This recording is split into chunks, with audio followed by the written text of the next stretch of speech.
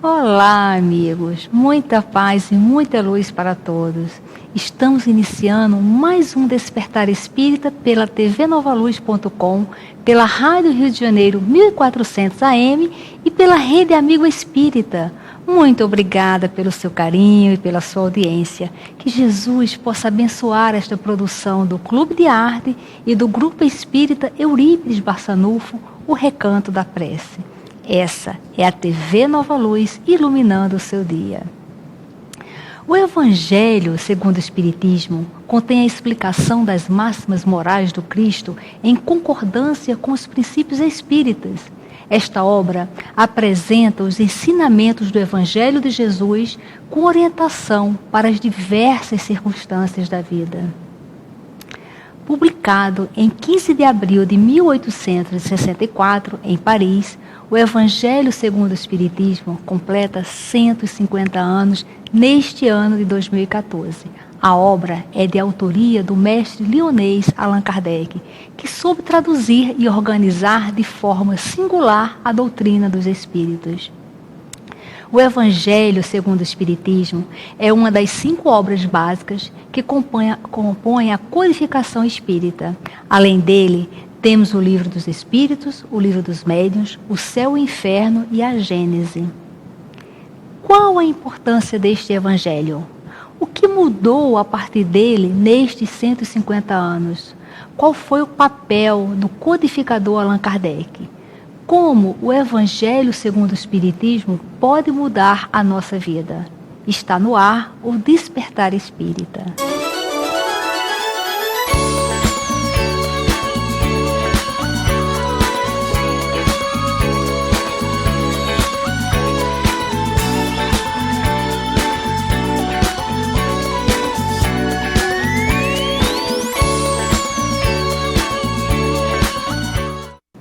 O Despertar Espírita de hoje irá falar sobre o tema os 150 anos do Evangelho segundo o Espiritismo.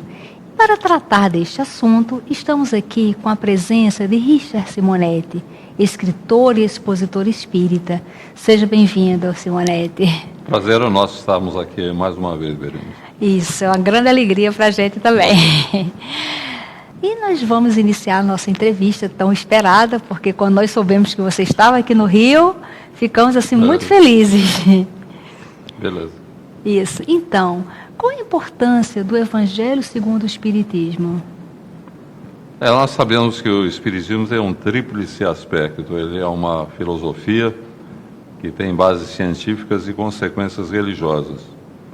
Quando Kardec codificou a doutrina espírita, ele a apresentou simplesmente como uma filosofia existencial, dizendo de onde viemos, porque estamos na Terra, para onde vamos, com base em informações colhidas da espiritualidade.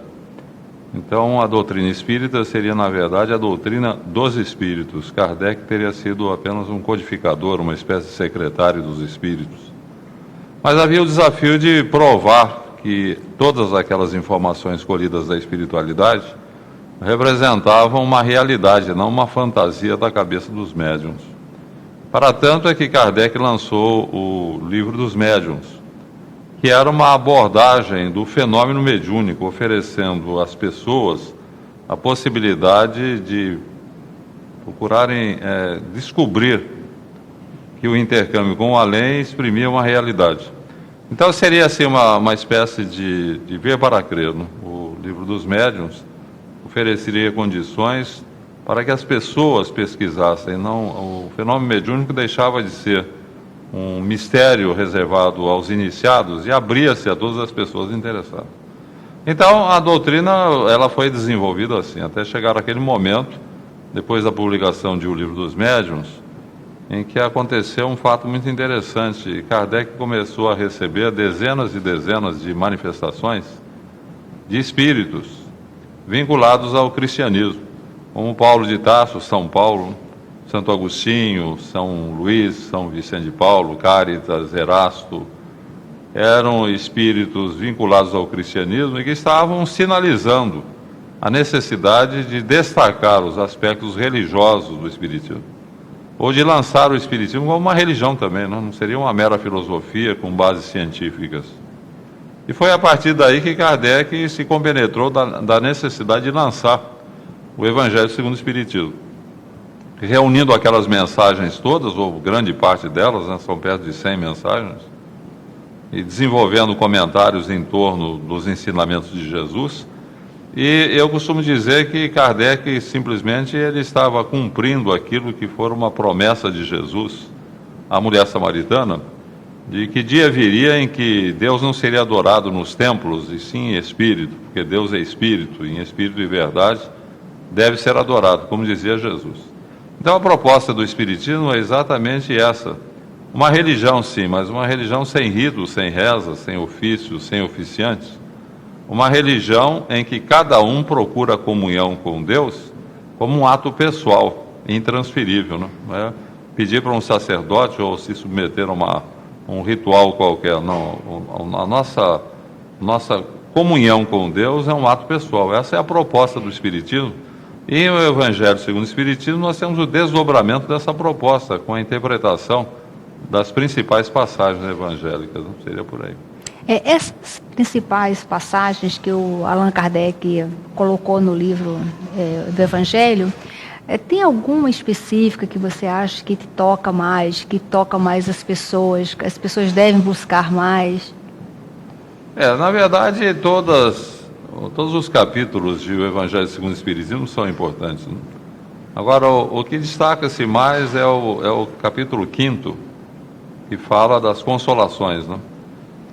A partir de algumas expressões de Jesus no Sermão da Montanha, bem-aventurados os aflitos, né? Porque serão consolados. Esse capítulo, por sinal, é o mais extenso do Evangelho segundo o Espiritismo. É aquele capítulo que você procura quando você quer um consolo, uma orientação em face de um problema que esteja enfrentando, uma dificuldade que não está conseguindo superar. Enfim, quando a pessoa está procurando um consolo da espiritualidade, é esse capítulo. E eu sempre achei tão importante esse capítulo que eu escrevi um livro em torno dele. É Bem-aventurados os aflitos. Esse livro é um desdobramento do capítulo 5, procurando comentar tudo aquilo que é apresentado, tanto por Kardec quanto pelos mentores espirituais que transmitiam as mensagens que Kardec situa como instruções dos espíritos. Então, qualquer pessoa que vá apreciar o Evangelho segundo o Espiritismo, todos os capítulos são importantes, mas eu destacaria o capítulo 5, que nos oferece uma visão bem ampla dos problemas que nós enfrentamos e por que nós enfrentamos esses problemas aqui na Terra. Qual foi o papel de Allan Kardec com relação ao Evangelho segundo o Espiritismo? O que aconteceu com Kardec é aquilo que eu comentei. Ele, em princípio, ele não tinha ideia nenhuma de apresentar o Espiritismo como religião. Até que em algumas oportunidades ele se manifestou dizendo que o Espiritismo não era religião. Mas percebe-se claramente que quando ele lançou o Evangelho segundo o Espiritismo, ele o fez sob orientação da espiritualidade. Ele começou a receber essas mensagens. E o Espírito de Verdade também, que era o mentor espiritual de Kardec, e que nós situamos como a presença do próprio Cristo, né, a orientar Kardec, ele ia recebendo essas informações e evidenciando que era preciso destacar o aspecto religioso do Espiritismo. Foi quando ele começou a se interessar pelo assunto e, analisando aquelas mensagens e estudando o Evangelho, ele começou a pensar na possibilidade de lançar um livro que, por sinal, na época causou uma certa perplexidade no próprio movimento espírita, porque até então o Espiritismo não era observado como uma religião. Então, quando foi lançado o livro, houve uma reação muito grande da parte dos próprios espíritas, né, que estranharam. E Kardec, que sempre estava dizendo que o Espiritismo não é uma religião, de repente ele estava lançando um livro que destacava o aspecto religioso do Espiritismo. Mas eu entendo, Berenice, que isso daí tudo foi uma programação da espiritualidade, né? Kardec sempre agiu sob influência dos espíritos, sob orientação no processo mediúnico, desde a codificação, que foi com o Livro dos Espíritos, que é o livro mais importante do Espiritismo, né? Tudo mais é apenas um desdobramento. Nós podemos notar, inclusive, que quando analisamos as obras complementares, elas estavam apenas desenvolvendo aquilo que aparecia em síntese. O primeiro capítulo, que trata de Deus, nós temos na Gênese. O segundo capítulo, que trata dos Espíritos, nós temos no Livro dos Médiuns. O terceiro capítulo, que trata das leis morais, nós temos justamente no Evangelho segundo o Espiritismo. E o quarto capítulo, que é as esperanças e consolações, nós temos no Céu e o Inferno. Então, esses 4 livros, que foram complementares da obra O Livro dos Espíritos, desdobram, parte por parte, esses comentários iniciais que estão na obra maior. E o Evangelho segundo o Espiritismo é, sem dúvida alguma, um trocar em miúdos da terceira parte, onde Kardec fala das leis morais, né, que nos regem. Começar pela lei de adoração, lei do trabalho, de conservação, lei de destruição, lei de sociedade, aquelas 10 leis apresentadas por Kardec. O Evangelho segundo o Espiritismo é o desdobramento da terceira parte, apresentando o aspecto religioso do Espiritismo. Simonete, você que anda pelo Brasil inteiro dando palestras, que já tem bastantes livros também, que é um expositor espírita, onde você vê que o Evangelho segundo o Espiritismo pode nos ajudar, pode mudar a nossa vida? Em que ponto? Na medida em que eu não situaria simplesmente o Evangelho segundo o Espiritismo, não dá para a gente separar a obra da codificação, principalmente o Livro dos Espíritos. Eu diria que, como um todo, o Espiritismo muda a nossa vida. Ele nos dá uma perspectiva de continuidade da vida física no mundo espiritual. Aquilo que para as religiões tradicionais representa uma mera especulação, as religiões tradicionais, quer queiram, quer não, elas são especulativas. Elas não são baseadas em informações da espiritualidade. São baseadas em especulações dos teólogos. Tanto é que nós temos até hoje, em boa parte da comunidade cristã, envolvendo católicos e evangélicos, uma boa parte acredita ainda no criacionismo, né? A ideia de que Deus criou o mundo em 6 dias e descansou no 7º. Acreditam em Adão e Eva, a perda do paraíso, as penas eternas, a ressurreição dos corpos, que são ideias hoje consideradas fantasiosas pelas pessoas que usam a cabeça, né? Então, tudo isso na base da especulação, que poderia atender às necessidades do passado, mas não atende à necessidade do presente, onde o homem, antes de crer, ele cogita de compreender. Então, isso leva muita gente à incredulidade, ao afastamento da religião. E o Espiritismo, ele faz diferente, ele é baseado em informações da espiritualidade. É como Kardec disse: se você quer saber como é a vida, por exemplo, na França, eu não vou ficar especulando como seria a vida na França. Eu vou consultar os franceses. Se eu não puder ir até lá, vou conversar com o francês. Foi o que Kardec fez. Então, a doutrina espírita, ela está muito bem sedimentada na racionalidade, na razão, com base no contato com os espíritos. E o Evangelho segundo o Espiritismo, a grande importância do Evangelho é que ele destaca esse aspecto religioso, né? A questão de você sentir a presença de Deus, a presença dos espíritos, a necessidade da reforma íntima, do empenho de você ter um comportamento evangelizado. Não podemos esquecer, isso é fundamental em Espiritismo. Aliás, Kardec usa muito o termo Espiritismo cristão, né? Isso. Eu acho muito interessante. Ele, em várias obras, ele fala em Espiritismo cristão. Ele está vinculando o Espiritismo ao cristianismo. Isso é inegável. Mesmo aqueles que acham que o Espiritismo não é religião, que combatem a ideia, que infelizmente tem muita gente assim no próprio meio espírita, mas não podem negar o fato de que o próprio Kardec ligou o Espiritismo a Jesus, quando ele fala do Espiritismo cristão. Agora, o Espiritismo cristão nos diz que a base fundamental da nossa reforma íntima, da construção de um mundo melhor, da edificação do reino de Deus, primeiro em nós, para que ele se projete ao nosso redor, a base está no Evangelho, não tem dúvida nenhuma, não? Os ensinamentos de Jesus representam a palavra de Deus. Kardec, na questão 625, ele diz que o pensamento de Jesus é o pensamento divino, né? Sendo Jesus o mais perfeito espírito que já esteve na Terra, o próprio Criador o inspirava. Então, quando você lê o Evangelho e você lê as orientações de Jesus, você está tendo realmente, fazendo um ato religioso. É como se você estivesse dialogando com Deus, recebendo as informações da divindade.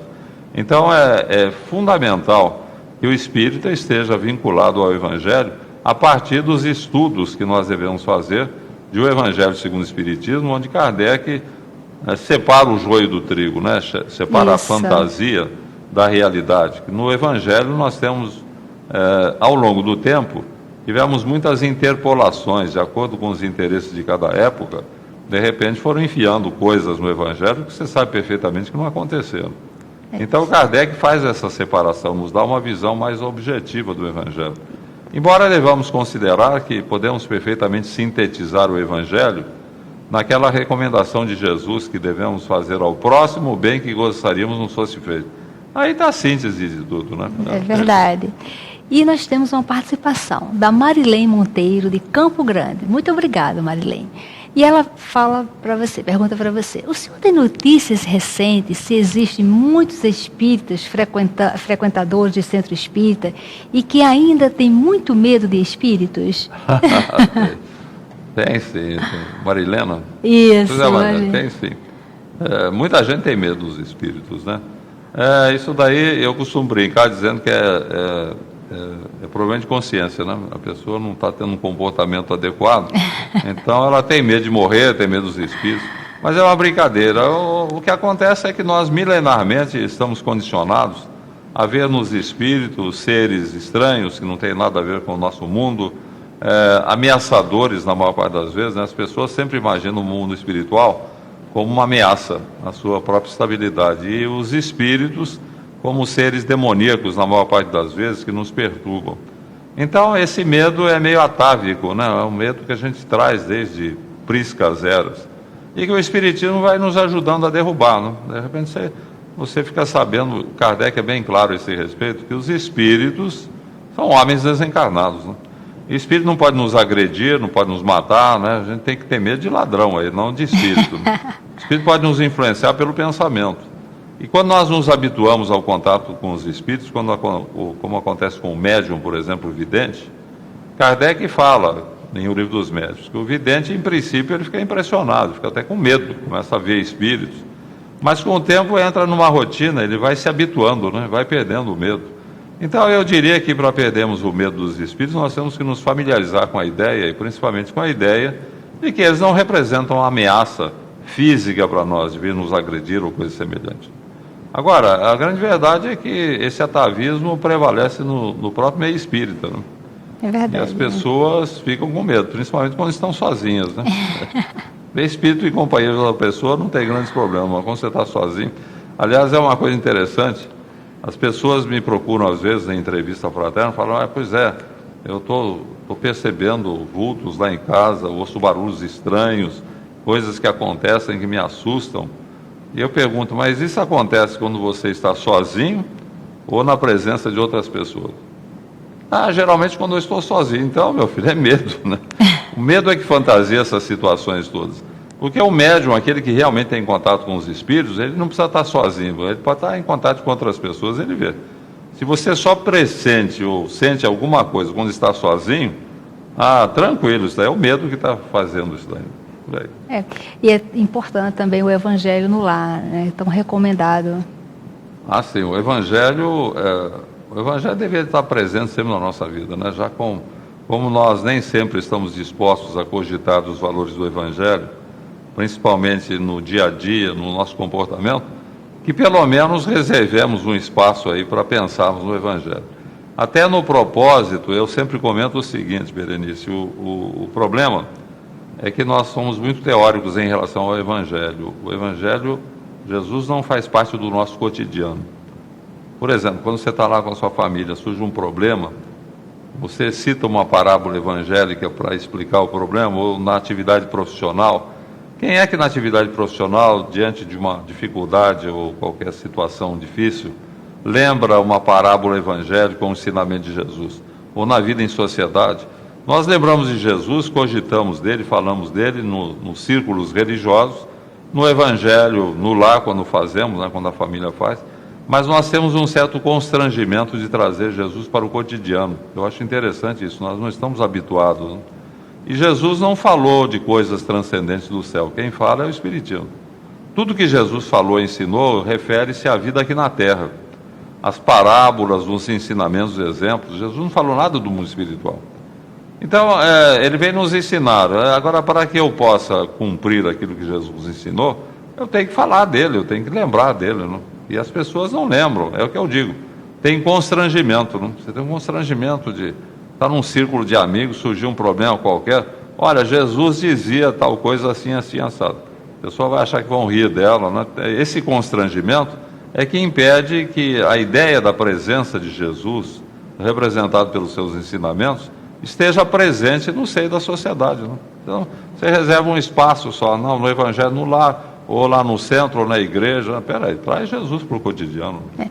Então fica a dica para quando nós tivermos os nossos problemas, nós buscarmos essas explicações no Evangelho. Sem dúvida. Se você pegar as parábolas, Jesus contou mais de 50 parábolas. Algumas extensas, outras mais curtas. Mas se você se familiarizar com as parábolas, você vai ver que elas estão explicando as várias situações, te dão condições para você superar qualquer situação, qualquer dificuldade que você esteja enfrentando. Mas em primeiro lugar, tem que estudar as parábolas, né? Porque um dos problemas que eu vejo com os religiosos de um modo geral, às vezes nós ministramos um curso de espiritismo, por exemplo, no centro, e eu pergunto assim, quem já leu o Sermão da Montanha? O Sermão da Montanha é a síntese do pensamento de Jesus. Renan, inclusive, que foi um grande exegeta do Evangelho, ele dizia que se você dispensar tudo e segurar só o Sermão da Montanha, é o que há de mais autêntico em relação ao pensamento de Jesus. É a síntese, é uma beleza. É o poema da humanidade, né? O Gandhi dizia que é o mais belo poema da humanidade. Agora eu pergunto, quem já leu o Sermão da Montanha? Raros leram. Quem já estudou? Menos ainda. Agora, como é que você pode vivenciar uma ideia se você não está familiarizado com ela? Você não estuda, né? Então o problema é isso. É verdade. Então nós vamos fazer um rápido intervalo e fique conosco, porque na volta o Richard Simonetti vai responder as suas perguntas. E acompanhe o musical Nas Portas de Damasco, de Alan Filho, do Rio de Janeiro.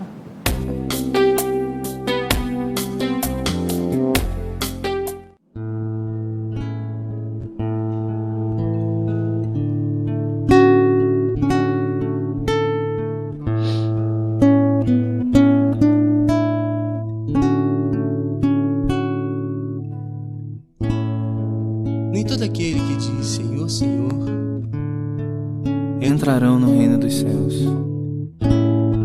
Senhor, em seu nome,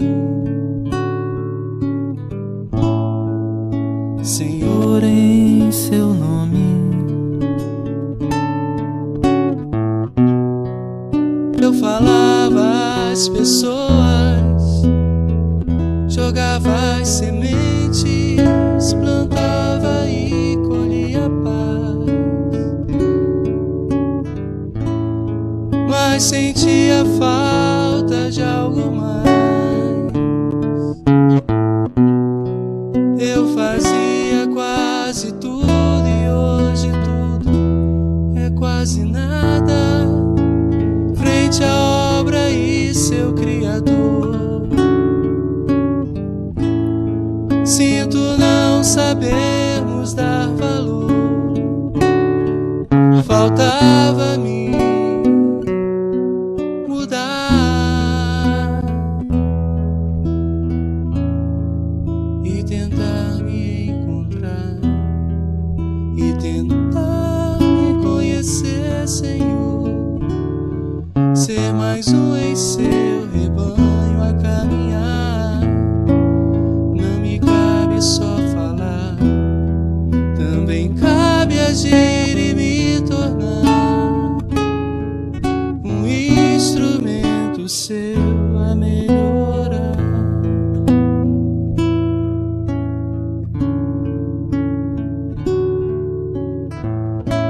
Senhor, em seu nome, Senhor, em seu nome, eu fazia muitos planos, mas os anos seguem em frente e nos fazem ver quem somos. Cometemos mil enganos. Eu queria ser o leme, mas agia como âncora, retardando meu caminho.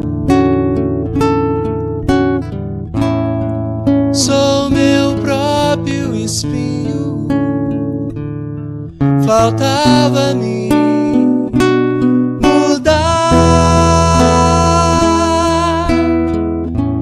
e tentar me encontrar e tentar me conhecer, Senhor, ser mais um em seu rebanho a caminhar. Não me cabe só falar, também cabe agir e me tornar um instrumento seu a melhorar.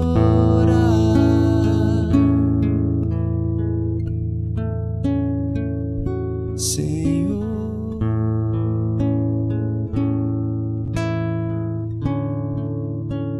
Senhor.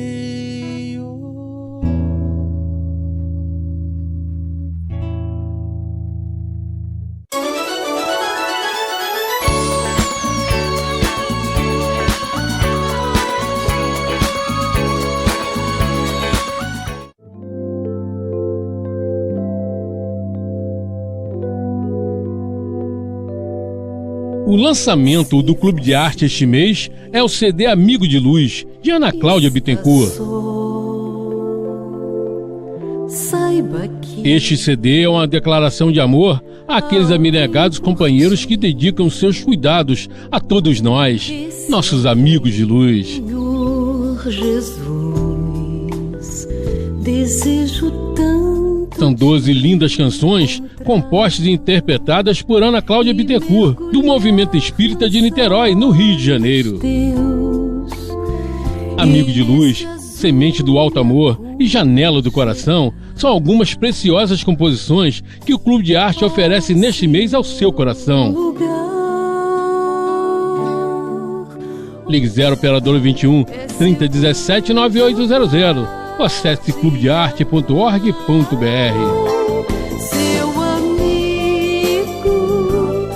Clube de Arte, a arte espírita a serviço do bem.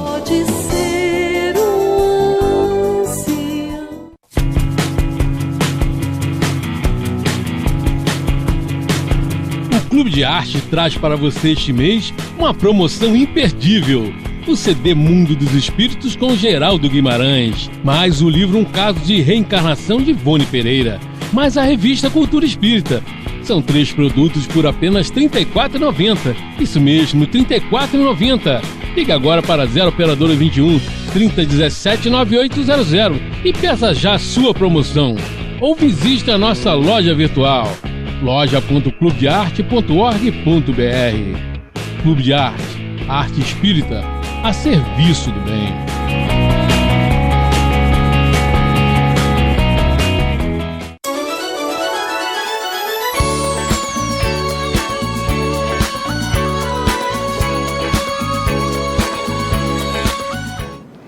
Estamos de volta.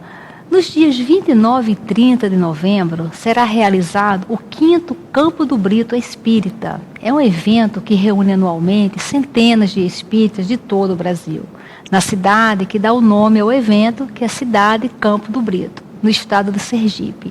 E nós gostaríamos de registrar aqui agora a presença em nossos estúdios de Chico Leite, que é o organizador desse evento tão importante para a divulgação da doutrina espírita. E voltando aqui para a nossa entrevista com o Simonete, nós encerramos falando um pouquinho das parábolas, né, Simonete? Exatamente. Tem alguma parábola em especial que você acha que pode nos ajudar muito nos nossos momentos? Todas elas são importantes para cada momento, para cada necessidade, mas se você me perguntar, a seu ver, qual a parábola mais importante de Jesus, sem dúvida alguma é a parábola do filho pródigo, né? Que nos fala da misericórdia divina, sintetizando a história do menino que era rebelde, que não queria disciplina na casa do pai, que era um pai muito rico, e ele não estava contente com o que ele era obrigado a fazer, com as disciplinas. Ele vivia pedindo ao pai que ele queria a sua parte na herança para ir embora. O pai, que era um homem muito sábio, entendeu que era chegado o momento do filho ter as suas experiências, lhe deu a parte que lhe tocava na herança, e o menino foi embora, foi em companhia dos amigos, feliz da vida, né? Foi para o mais longe possível, longe da disciplina do pai, queria ficar longe do pai para não ter o pai com um olhar sobre ele. E lá ele não se preocupou em produzir nada, em investir, acabou gastando toda a fortuna em companhia dos amigos, perdeu a fortuna, com a fortuna ele perdeu os amigos que eram amigos do dinheiro dele.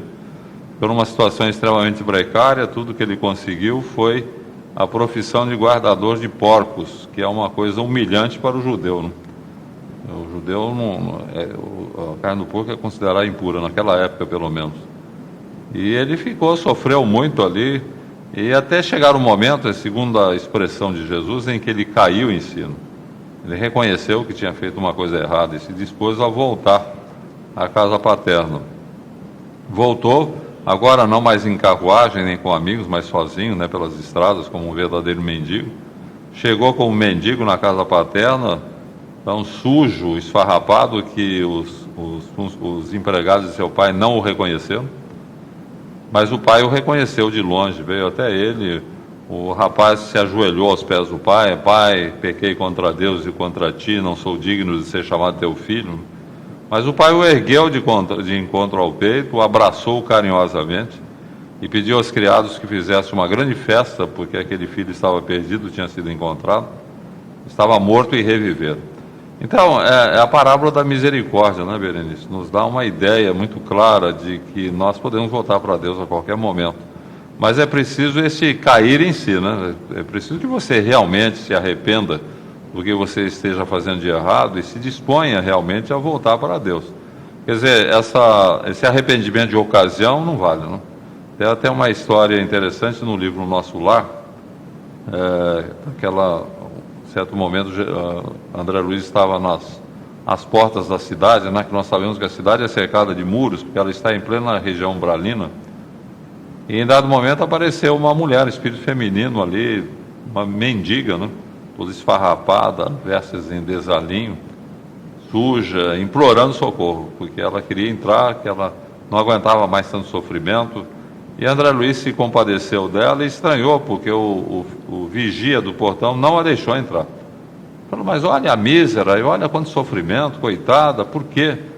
E daí o vigia falou: não, ela foi uma fazedora de anjos, né? Era uma mulher que ganhava a vida praticando aborto.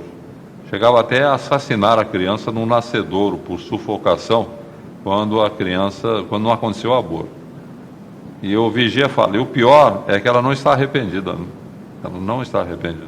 E André Luiz viu que era verdade. Quando foi negado o ingresso, ela ficou extremamente revoltada, afastou-se amaldiçoando, né, xingando.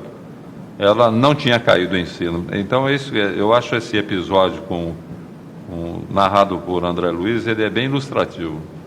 Tem que ser uma coisa do coração, né? Você tem que realmente sentir que você tem que mudar de vida, porque senão não vai funcionar, você não vai conseguir. Isso acontece muito com a pessoa, com o drogado.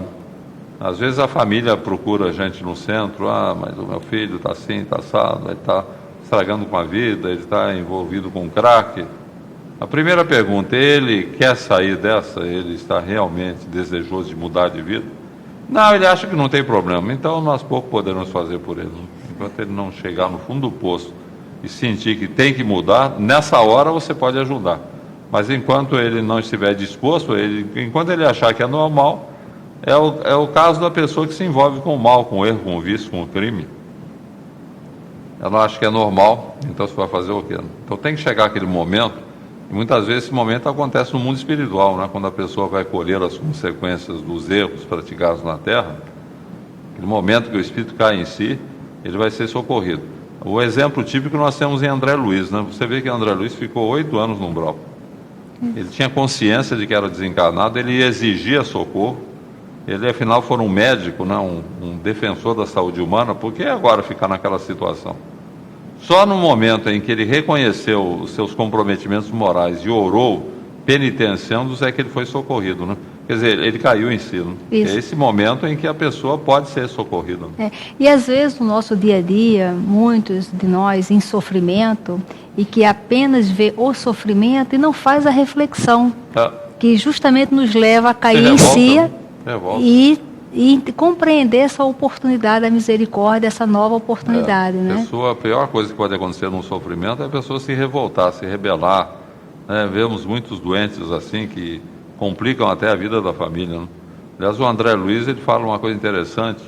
Ele fala que o nosso sofrimento diante das situações difíceis, um câncer, por exemplo, uma doença mais grave, representarão resgate e uma situação melhor para o nosso espírito, desde que não imponham sofrimentos maiores àqueles que nos rodeiam. O que acontece é o seguinte: o paciente pode estar com um câncer, a família vai sofrer, né? O cônjuge, filhos, pais, irmãos, sofrem. Agora, às vezes a família sofre muito mais do que deveria, por causa da rebeldia do paciente que xinga, que grita, que chora, que não se conforma, impõe um sofrimento terrível para a família, né?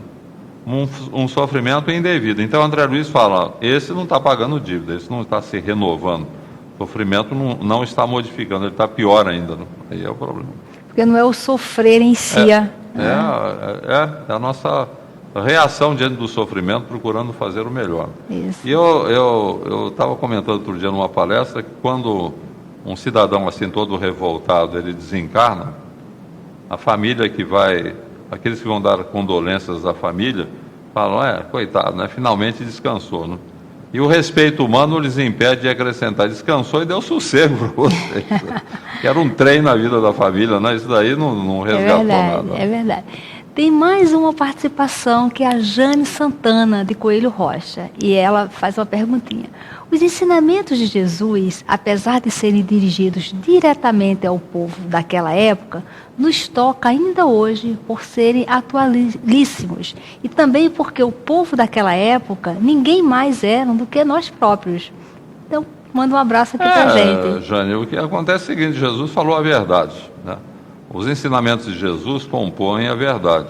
E a verdade tem caráter não apenas universal, serve para todos os povos, como serve para todo o tempo, né? A verdade é sempre uma coisa que serve para todas as épocas. Assim como a verdade apresentada por Moisés na tábua dos 10 mandamentos da lei, onde está registrado o que nós não devemos fazer: não matar, não roubar, não mentir, não trair, consubstanciando a revelação da justiça. Então, essa justiça serve para todas as épocas, né? Em qualquer época onde nós tenhamos a oportunidade de conhecer os 10 mandamentos, você está ali com a orientação do que você não deve fazer. E com Jesus nós temos a orientação daquilo que nós devemos fazer. Então, cada revelação que vem desdobra uma parcela da verdade. E sempre que ela for compatível com a verdade, ela terá caráter perene, né? Servirá para todos os povos e servirá para todos os tempos, né? Por aí. É isso aí, os ensinamentos, ele é atemporal, né? Ele não é preso a uma época. Né? Digamos que tivéssemos uma comunidade vivendo no planeta Marte. O Evangelho vale para o planeta Marte, vale para qualquer galáxia, qualquer planeta, porque tem caráter universal, né? É verdade. Nós temos várias participações aqui. A Mirtes da Costa de Pilares, ela fala: como estudar o Sermão da Montanha? Um abraço para todos, um abraço para o Simonetti. Posso fazer propaganda? Pode, porque realmente o produto é bom. Como é que é o nome? Mirtes. Mirtes. Zé Mirtes, eu tenho 2 livros que tratam do Sermão da Montanha. A Voz do Monte, que por sinal foi publicado pela FEB. Esse livro é muito vendido pela FEB. Eu faço um comentário de cada trecho do Sermão da Montanha. O livro é A Voz do Monte. E tem O Céu ao Nosso Alcance, que é um outro livro. Esse livro meu é muito curioso, porque eu conto histórias relacionadas com o Sermão da Montanha, mas apresentando o inverso do que o Sermão da Montanha recomenda, sabe? Então, Jesus recomenda de uma forma e as pessoas fazem diferente. Então, O Céu ao Nosso Alcance, eu mostro como as pessoas fazem diferente daquilo que Jesus recomendou. Por isso é que o mundo é essa confusão, né? Porque o Evangelho não é vivenciado ainda. As pessoas mal conhecem o Evangelho, quem conhece mal vivencia. Então, por isso a Terra ainda é um planeta de provas e expiações. Mas tirando essa minha propaganda, Mirtes, né? Viu, Mirtes, você pode pegar o próprio Sermão da Montanha e ali você refletir em torno dele, que eu acho importante, porque o que Jesus fala no Sermão da Montanha é tudo muito simples, né? Fala uma linguagem do coração. Não há necessidade de você ter um grande discernimento para entender o que Jesus está falando ali. E também temos em o Evangelho segundo o Espiritismo, voltando ao Evangelho, né? O Evangelho segundo o Espiritismo, a base de estudo de Kardec no Evangelho segundo o Espiritismo é o Sermão da Montanha. A grande maioria dos ensinamentos de Jesus que Kardec comenta no Evangelho segundo o Espiritismo é tudo aquilo que está no Sermão da Montanha, né? Então, lendo os meus 2 livros e mais o Evangelho segundo o Espiritismo, e mais refletindo um pouco, nós teremos subsídios aí para vivenciar a parábola o Sermão da Montanha, que, repito, é a síntese do pensamento de Jesus. Em algum momento, Jesus fala do Consolador prometido. Que momento é esse e quem é ou o que é esse Consolador prometido? Isso ele falou na última ceia, na última oportunidade em que ele esteve com os discípulos, que ele transmitiu uma série de orientações, inclusive a orientação maior, a meu ver, que ele transmitiu para os discípulos naquele momento, é quando ele diz: um novo mandamento vos dou, que vos ameis uns aos outros como eu vos amei. Nisso todos conhecerão que sois meus discípulos, se vos amardes uns aos outros como eu vos amei. Ali é o momento culminante, né, no ensinamento de Jesus.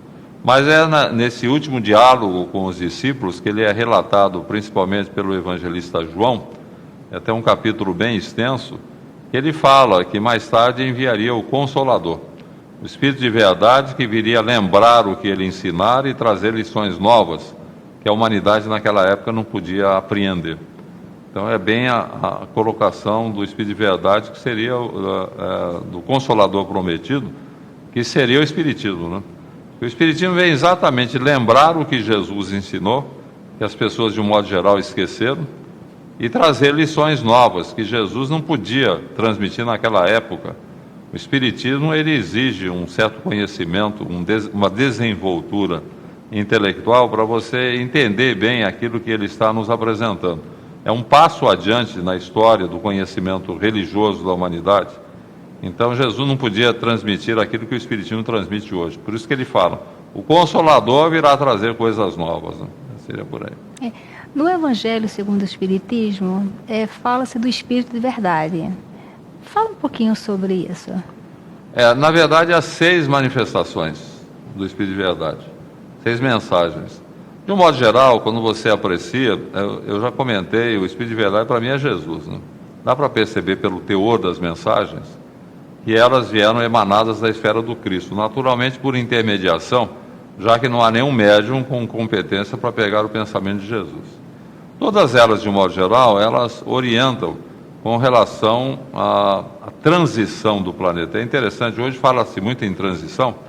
Já naquela época o Espírito de verdade falava das lutas e dificuldades e problemas que nós enfrentaríamos até que o Evangelho fosse implantado na Terra, que seria o mundo de regeneração, que nós não sabemos quando vai acontecer, estamos em transição. Aliás, eu sempre digo que essa transição não é que vai acontecer agora. Se eu saio do Rio para São Paulo, eu já estou a caminho de São Paulo, mas eu posso estar saindo do Rio, posso estar longe ainda, né? Eu acho que a transição para um planeta de regeneração ainda não vai acontecer tão já, não. Vai demorar um pouco. Agora, com relação ao Espírito de verdade, as mensagens que estão em o Evangelho segundo o Espiritismo, o destaque, sem dúvida alguma, está naquela mensagem onde ele faz 2 recomendações, né? Espíritas, amai-vos, este o primeiro ensinamento. Instruí-vos, este o segundo.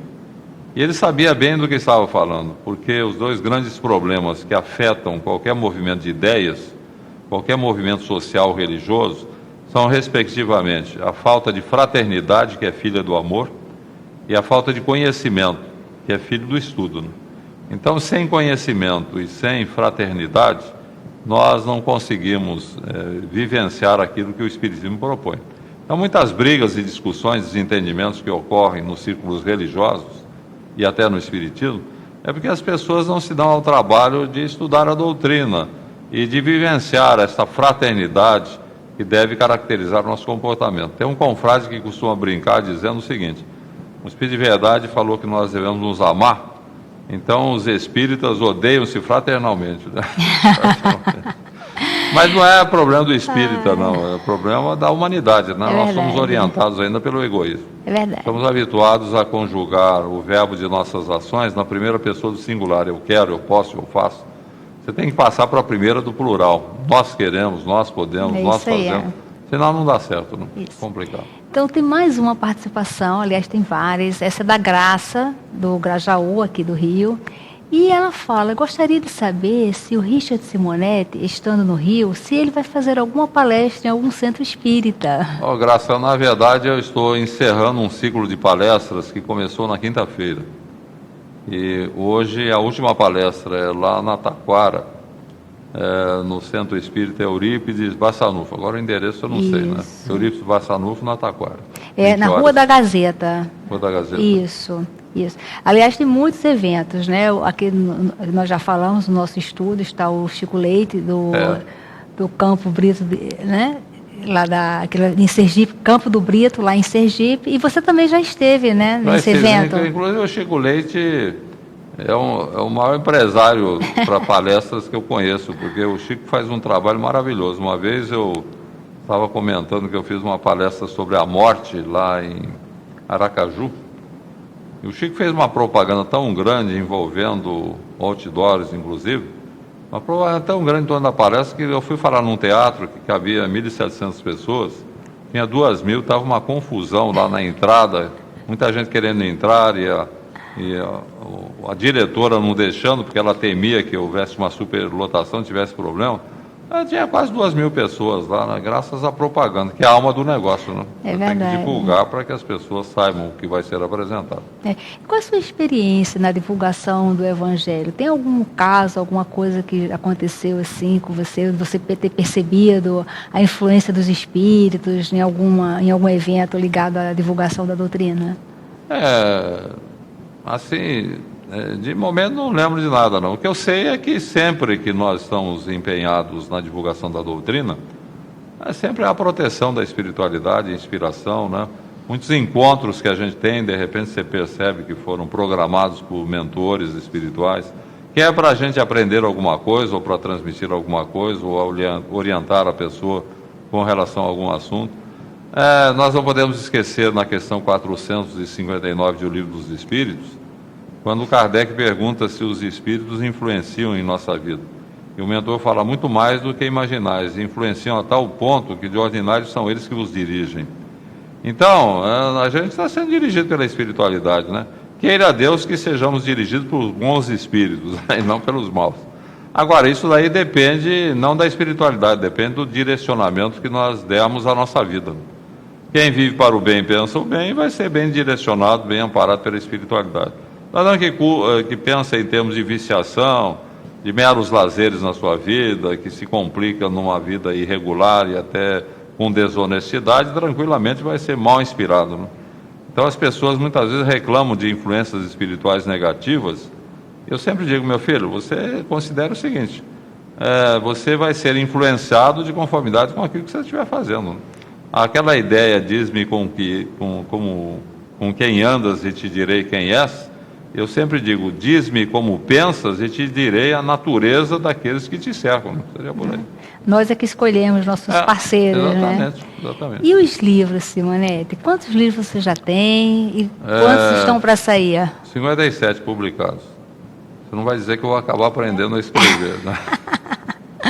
Estou treinando, para mim é uma satisfação muito grande escrever, e uma das alegrias que eu tenho como escritor, Berenice, é que viajando por aí, as pessoas me procuram e falam, olha, eu uso o seu livro para fazer palestra. Eu faço citações, estou sempre citando seus livros, porque eu procuro fazer uma linguagem coloquial, bem-humorada, clara e objetiva. Então a pessoa, e como a maior parte daquilo que eu escrevo é fruto de palestras que eu fiz, a pessoa inverte o processo, pega aquilo que está escrito e faz palestra, né? Eu fico muito feliz com isso, acho muito interessante, muito bom. Gratificante saber que as pessoas não estão apenas lendo os meus livros e se beneficiando da leitura, mas aproveitando o livro também para desenvolver comentários e fazer palestras no Centro Espírita. Eu acho que estou evoluindo como autor, né? Quer dizer, melhorando no conteúdo, não só... Conteúdo, não diria que não, que todos os livros têm conteúdo, mas na forma de apresentação, né? Eu tenho uma coluna no Reformador, quase todo mês sai um artigo meu no Reformador. Que nós Reformador é uma revista que sai por qual órgão? O Reformador, que é a revista da Federação Espírita Brasileira, né? É praticamente o órgão oficial do Espiritismo no Brasil. Eu tenho uma coluna, sai quase todo mês um artigo meu, e faz 51 anos que eu colaboro com o Reformador. Eu comecei em 63. Então, de lá para cá foram centenas de artigos publicados, fico muito feliz. Sempre artigos descontraídos, né, procurando transmitir alguma coisa bem humorada, porque eu acho que você tem que levar para o lado do humor para você conquistar o leitor. Depois, com uma linguagem clara e objetiva, transmitir o que você quer transmitir para ele. Seria isso. Eu encontrei uma senhora, veio conversar comigo outro dia, e falou: olha, o seu livro que eu mais aprecio, que eu mais gosto, é Para Viver a Grande Mensagem. Eu falei: pois a senhora me deixou muito triste, porque foi o primeiro livro que foi publicado. Eu pensei que tinha evoluído como autor, e a senhora está falando que o primeiro foi o melhor. Por aí. Acontece, né? Cada um tem seu gosto. Mas são muito bons mesmo. E aí, Simonete, estamos chegando no final dessa entrevista. Qual é a mensagem, suas palavras finais para tantos que estão lhe assistindo? Justamente hoje nós falamos do Evangelho. Pois é, amigos, ouvintes e telespectadores, nós temos que considerar, eu sempre digo isso, que o Espiritismo é a mensagem mais importante que existe no mundo. Não existe nada mais claro, mais objetivo, mais esclarecedor do que a doutrina espírita. Nas obras básicas, principalmente, e particularmente no aspecto religioso, em o Evangelho segundo o Espiritismo. Aquele que conhece o Espiritismo nunca será suficientemente grato a Deus pela bênção do conhecimento espírita, que hoje tão pouca gente ainda no mundo todo conhece o Espiritismo. Nós temos no Brasil perto de 3 milhões de pessoas que se dizem espíritas, embora metade da população aceite os princípios espíritas. Mas esse conhecer a doutrina espírita, realmente pouca gente conhece. É uma bênção de Deus. Nos oferece aquilo que eu considero a bênção maior na nossa vida, que é segurança, sabe? Você ter a segurança de viver. Saber por que as coisas acontecem, se você enfrenta um problema, uma dificuldade, uma doença, se falece um familiar, tudo fica encaixado no Espiritismo. Tudo se encaixa, você percebe que você não é vítima de um destino cruel e desatencioso. Não, nós estamos sob a égide de Deus, que nos conduz, que nos orienta, que nos oferece infinitas oportunidades de evolução e reabilitação. Então, eu entendo que, diante de tudo aquilo que nós recebemos da doutrina, temos que lembrar uma afirmativa de Jesus: a cada um será dado segundo suas obras, e muito será pedido àquele a quem muito se ofereceu. Então, nós espíritas temos que ter essa consciência de que recebemos muito, e temos que dar muito, não apenas no nosso comportamento, procurando um comportamento evangelizado, mas colaborando também pela divulgação da doutrina espírita, participando em movimentos de divulgação, na obra social espírita.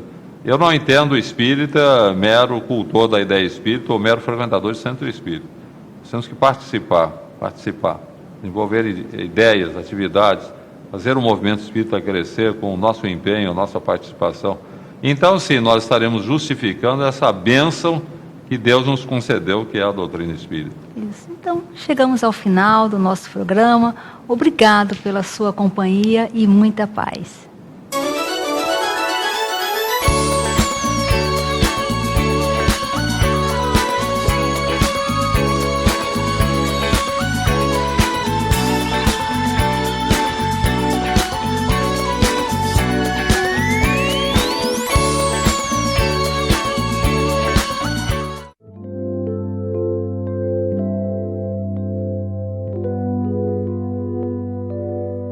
O lançamento do Clube de Arte este mês é o CD Amigo de Luz, de Ana Cláudia Bittencourt.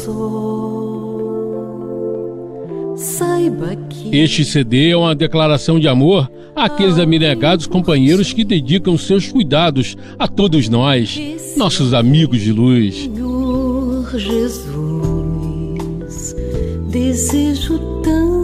São 12 lindas canções compostas e interpretadas por Ana Cláudia Bittencourt, do Movimento Espírita de Niterói, no Rio de Janeiro.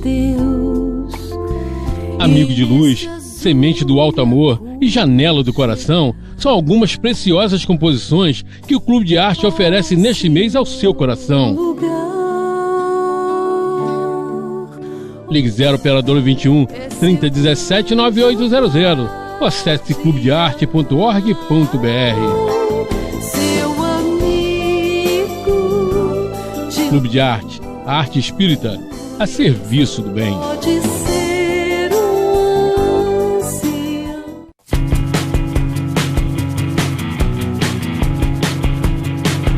O Clube de Arte traz para você este mês uma promoção imperdível.